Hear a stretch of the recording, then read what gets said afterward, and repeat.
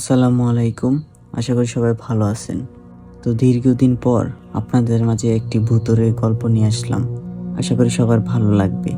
আর আপনি যদি চ্যানেলটিতে নতুন হয়ে থাকেন তাহলে চ্যানেলটি সাবস্ক্রাইব করে দিন। তো চলেন শুরু করা যাক। আমার নাম নাতাশা। আমাদের বাড়ি লক্ষ্মীপুরে। আজ আমি আমাদের পরিবারের জীবনে ঘটে যাওয়া এক অদ্ভুত ও ভয়াবহ ঘটনার কথা তুলে ধরেছি।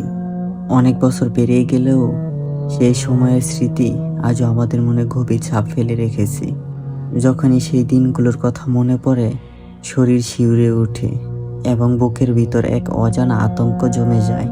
ঘটনাটি ছিল আমার এক চাচাতো বোনকে ঘিরে, যার আচরণ ধীরে ধীরে এক রহস্যময় রূপ নিয়েছিল, যা আমাদের পুরো পরিবারকে ভীত ও দিশেহারা করে তুলেছিল। আমার সেই কাজিনের বাবা মা চাকরির কারণে চট্টগ্রামে বসবাস করতেন। এই কারণে ছোটবেলা থেকেই সে দাদুর বাড়িতে থাকতো। শুরু থেকে মেয়েটির স্বভাব ছিল কিছুটা অস্বাভাবিক। কেউ তাকে সামান্য কিছু বললেও সে প্রচণ্ড রেগে যেত, নিজের প্রতি যত্ন নিত না এবং প্রায় অপরিষ্কার অবস্থায় থাকতো। পরিবারের সবাই মনে করত হয়তো সে একটু জেদি স্বভাবের। আবার কেউ কেউ বলতো তার মানসিক কোনো সমস্যা থাকতে পারে।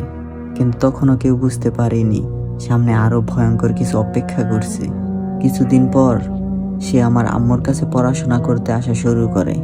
যেহেতু আমার আম্মু খুব যত্ন নিয়ে পড়াতেন, তাই সে নিয়মিত আমাদের বাড়িতে আসতো। একদিন পড়তে এসে অনেক রাত হয়ে যায়। তখন আম্মু তাকে সেদিনের জন্য আমাদের বাড়িতে থেকে যেতে বলেন। এরপর ধীরে ধীরে সে আমাদের বাড়িতেই থাকতে শুরু করে।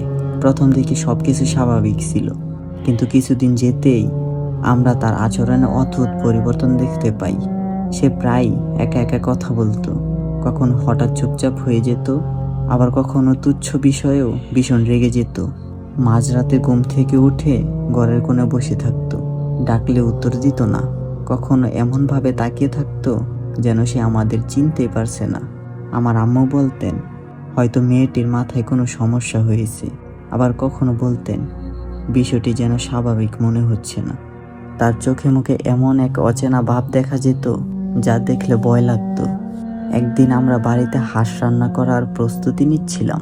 হাঁস জবাই করার পর সবাই রান্নার কাজে ব্যস্ত ছিলাম।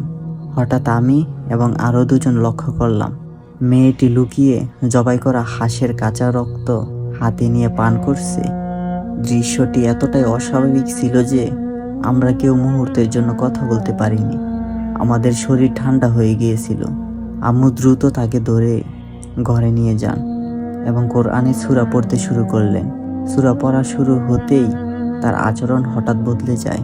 সে ছটফট করতে থাকে, তার মুখমণ্ডল শক্ত হয়ে যায় এবং চোখ দুটো ভয়ঙ্করভাবে স্থির হয়ে ওঠে।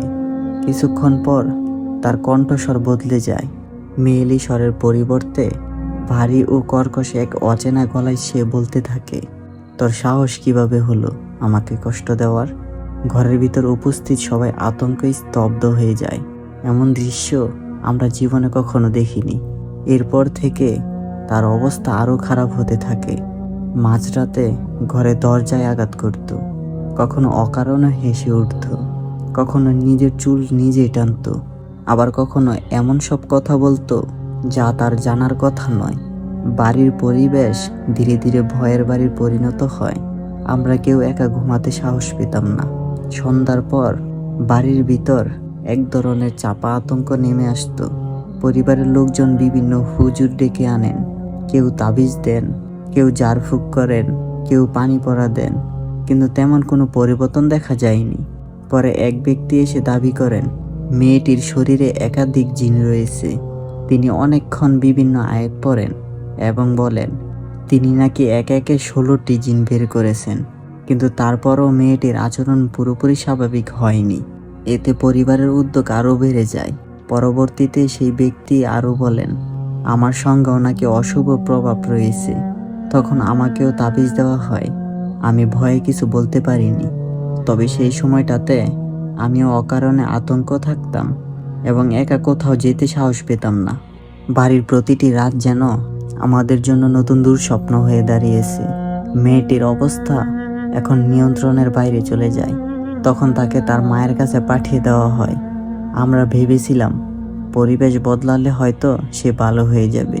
কিন্তু পরে শুনি সেখানেও সে একই রকম আচরণ করত। একদিন নাকি ক্লাসের মধ্যেও সে হঠাৎ অস্বাভাবিক আচরণ শুরু করে এবং সবাইকে ভয় পাইয়ে দেয়। তখন অনেকেই বলেছিল বিষয়টি সাধারণ কোনো অসুস্থতা নয়। আজ এত বছর পরেও সেই ঘটনাগুলো স্পষ্ট মনে আছে। গভীর রাতে হঠাৎ ঘুম ভেঙে গেলে এখনো সেই বদলে যাওয়া কণ্ঠস্বর কানে বাজে, সেই চোখের দৃষ্টি মনে পড়ে যায়।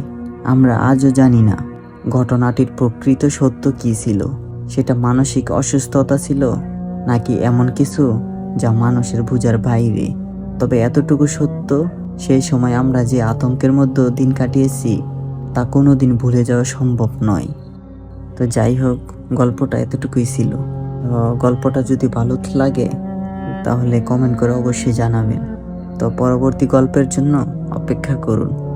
আল্লাহ হাফেজ।